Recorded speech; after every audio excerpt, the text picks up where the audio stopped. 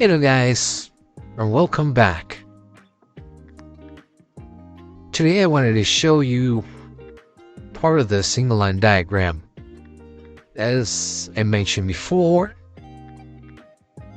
this is a very basic but very important part. Control systems for beginners. Remember, this is a tutorial aimed at beginners, but we'll eventually talk about all the complex stuff, and for now we just gotta start baby steps. And the basic step is start stop button.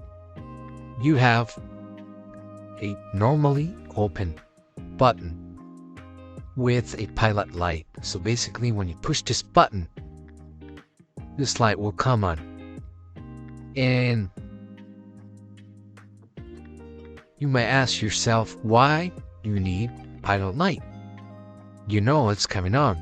Well, these are indicator lights for a reason, for safety and many other reasons. Usually you will have, here's showing you only one light, but in factory settings we'll have a tandem and parallel multiple lights indicating above the control cabinet.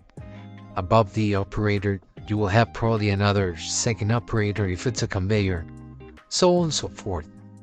And that is the importance of pilot lights. Control circuits are depicted with line diagrams, also called ladder diagrams.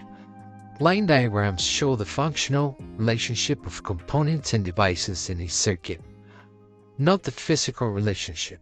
In the accompanying graphic, the upper illustration shows the physical and electrical relationship between a push button and a pilot light. In this example, the components are mounted in the same enclosure, but that is not always the case. In the lower illustration, the line diagram symbolically displays the functional relationship of these same components. In order to properly interpret this diagram, you must read it from left to right, starting at L1 and ending at L2. With that in mind, note that pressing the button allows current to flow from L1 to L2 through the push button and the pilot light. Because the push button used is a normally open push button, the pilot on only when the push button is pressed. Releasing the push button stops current flow and the lights turn off.